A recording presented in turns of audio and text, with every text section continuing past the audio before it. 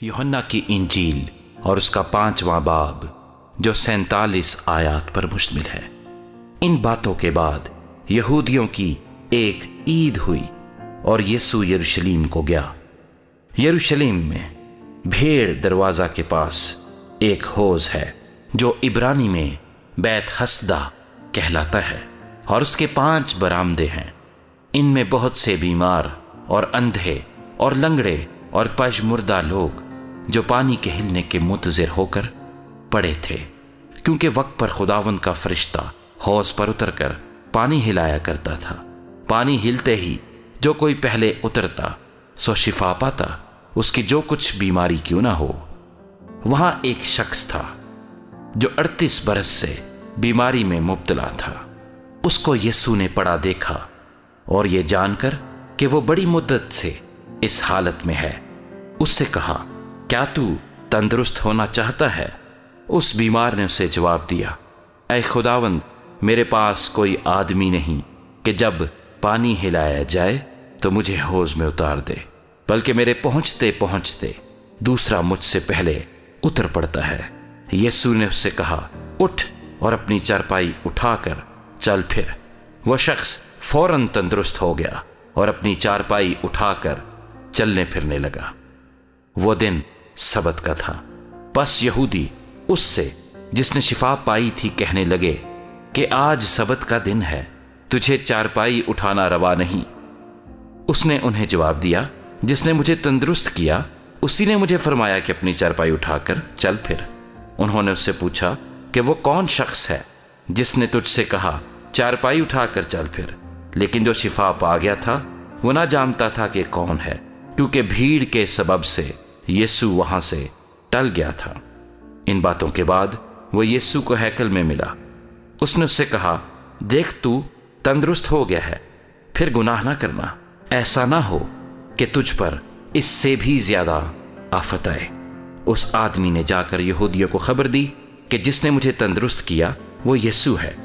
इसलिए यहूदी यीशु को सताने लगे, क्योंकि वो ऐसे काम सबत के दिन करता था।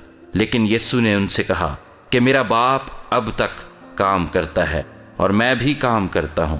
इस सबब से यहूदी और भी ज्यादा उसे कत्ल करने की कोशिश करने लगे कि वो न फक्त सबत का हुक्म तोड़ता है, बल्कि खुदा को खास अपना बाप कहकर अपने आप को खुदा के बराबर बनाता था।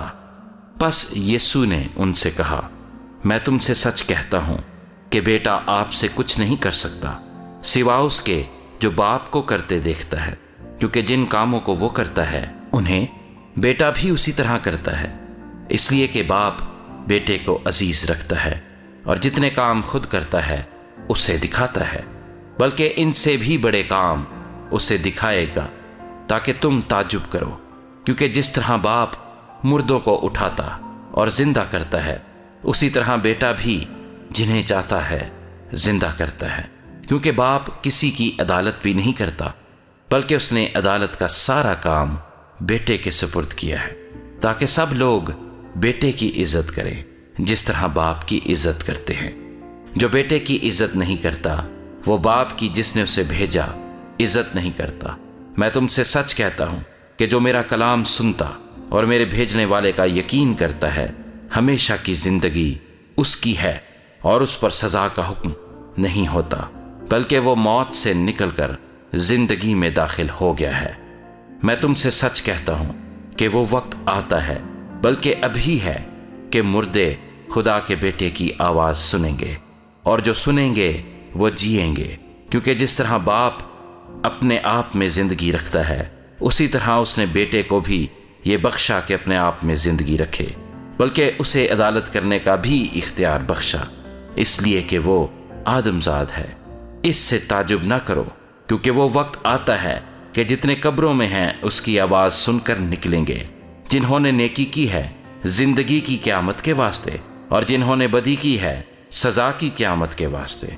मैं अपने आप से कुछ नहीं कर सकता, जैसा सुनता हूं अदालत करता हूं, और मेरी अदालत रास्त है, क्योंकि मैं अपनी मर्जी नहीं बल्कि अपने भेजने वाले की मर्जी चाहता हूं।